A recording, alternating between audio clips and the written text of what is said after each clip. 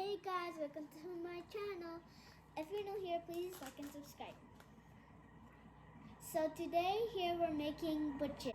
Tonight, we are going to announce the first, our beneficiaries for the first week of our Helping Hand project. But before we do that, we want to share with you one of our favorite snack recipes. Yeah. Which is, as Kaylin said, Buchi. And I'm sure if you like Chowking's Buchi, you're gonna love this one. Okay, so our ingredients are, okay, tell them. Flour. Let's show them properly. Flour. Glutinous rice flour. Sesame seeds. We're using red bean paste as a filling. Yeah. And then sugar, yeah. half cup of sugar. Yeah, and some water. And yes, some water. Up here. Right until there. Okay. So my ratio is isang pack ng glutinous flour. This is baliktad pala. Glutinous flour, isang pack is 400 grams. And I don't know why I'm shaking. using I don't know why I'm shaking. half a cup of sugar and a cup of cold water. Yeah. Okay, so we'll just mix the glutinous flour and the sugar first. And you might need some scissors. Okay. You might need an adult to help you with this, okay? Yeah. Adult permission. Ah! Flower!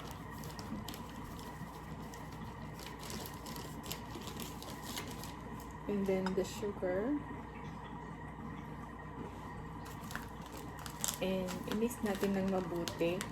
I think that's all mixed Okay. properly. Do you need water now? Yeah, you can pour the water slowly. This is something fun that you can do while on quarantine. Yeah, but Kaylin always loves doing this with me. yeah, but you might make a mess when you stir it. Of course, we always make a mess. Yeah. Banding time na din ninyo ng Do we need more water? mga anak ninyo. Yes, more water. Anak. Okay. So we actually used about one and a half cup of water. Okay, I think we're almost done. And are we done? It's almost ready. It's coming. Okay, our dough is ready. So we will pour our sesame seeds Into this bowl. into the bowl.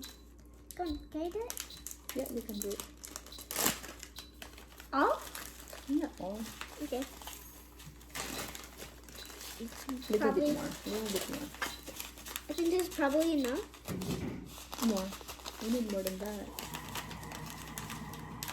Okay. More. That's a lot. More. Yeah.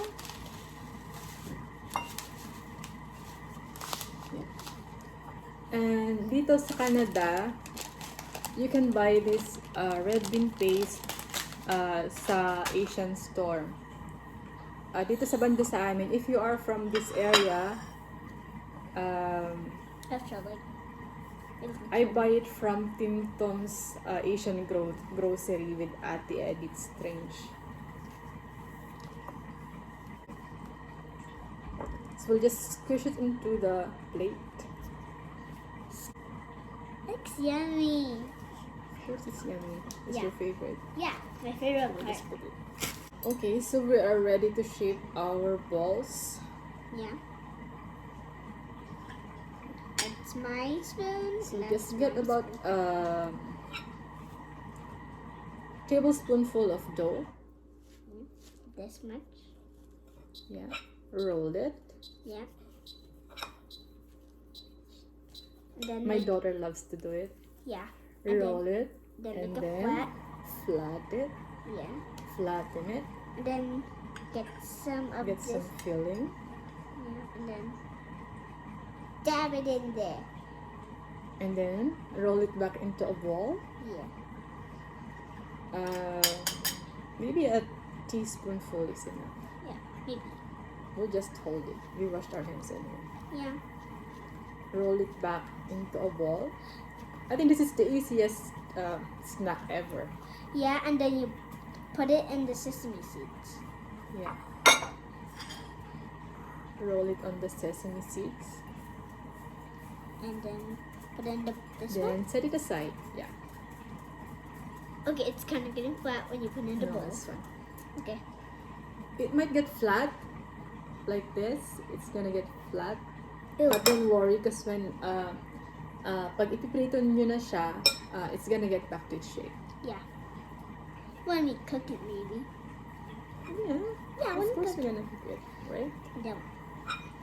And we're gonna eat it, right? Yeah. See, Kaylin loves doing this. Yeah, I do.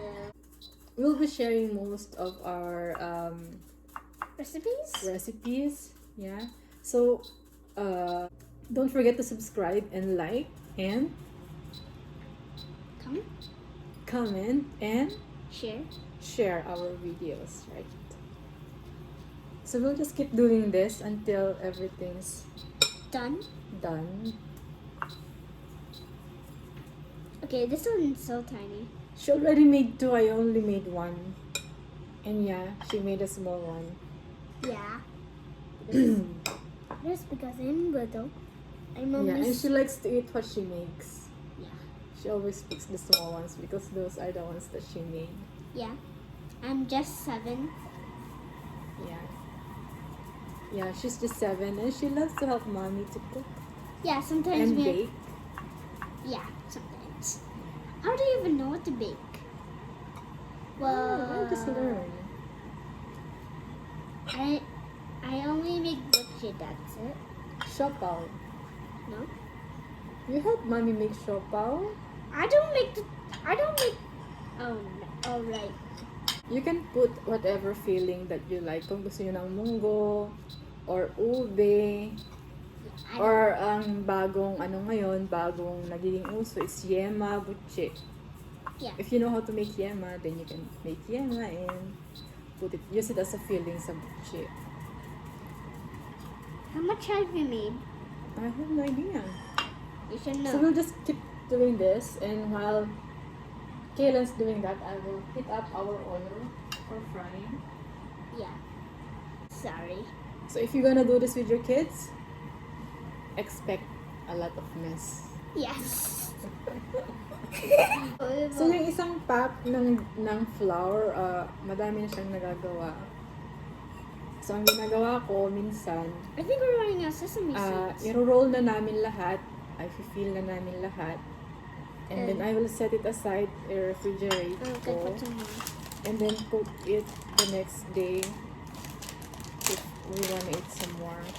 We've been meaning to make a video for the last Yeah, and I 2 didn't. nights, but last time, I had a tummy ache. Oh, and the other time, you didn't want to do it. no, who was here? Hans. Hans was here. Yeah, Yeah. Hans is our boss. Yeah. Of course, it's fun. Yeah, it's fun. Of course, it's fun. Yung glutinous rice flour, I usually buy it from Superstore. I think meron din sa Ate Edith nito sa Asian store. It's only, I think, $1.68 ang isang bag, which is 400 grams. And sesame seeds too. Sa Superstore ko din to nabibili. I'll wait na lang. Our paste is getting empty. Yes. Almost. So we might have to set the others aside to make it next time. Yeah. Yeah, it's empty. So naubos na namin yung palaman namin. Ew, too big. It's too big. We used all our filling. Yeah. And now So we're gonna we'll make, set aside the others. yeah. I mean the dough. Maybe we're gonna make bilo-bilo tomorrow. Oh yeah, Bella Yeah, you love bilo-bilo too, right? Comment down below if you have made Bella before. Bella it's like making the same thing except it's smaller balls and stuff. Okay, and smaller. So we are now heating oil natin.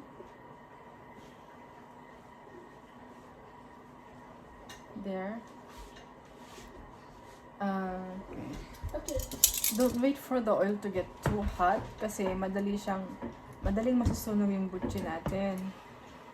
Huwag nyo ding ilalagay kaagad na hindi pa siya masyadong mainit kasi magiging very oily yung butchi and at the same time, hindi siya magbo-brown masyado. With that? So, ilagay na natin. Okay, you're gonna Yes, watch the it's- baby boom here. Oh. Okay, where's YouTube? No, Minecraft. It's okay, I'm gonna bring you to. They're gonna get so big. Yeah. But you gotta wait for a few hours. What few hours? Should say a few minutes. Cool. Perfect. We'll just wait for it to get golden brown. Usually, parang nagluluto ka lang din ng panitaw. Na once na lumitaw na yung yung tawag nito, yung dough, luto na siya. Wait! Like this one. You have to turn it once in a while kasi pag habang nasa bottom pa sila, masusunog sila.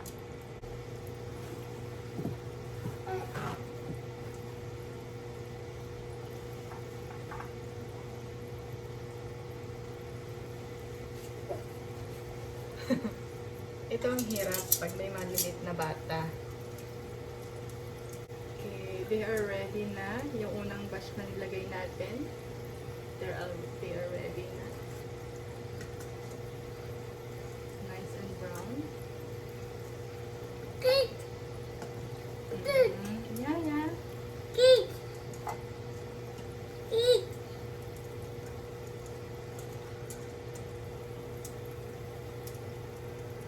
Naglalagay ako ng paper towel sa bowl kasi Cake! to drain the excess oil.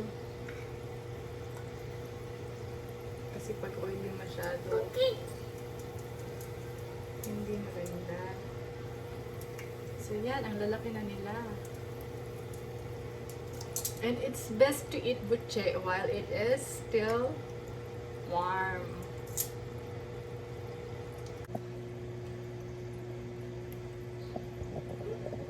So our buchi is ready. Yeah. And it's everybody's favorite. Not just the big girl, Yes. but also the small boy, right? Yeah, Kevin. So our first beneficiary was Alinhan ni Son para sa kanyang dalawang pamangkin. Isang 7 years old at saka isang 2 years old. Yung nanay nila nasa Manila. And she's a single mother. And yung panganay niya has special needs. So, ang hiningi lang niya is panggatas ng dalawang bata. So, yun nga ang binigay natin. So, ngayon, ang second beneficiary natin is Elizabeth Domingo. Elizabeth Domingo.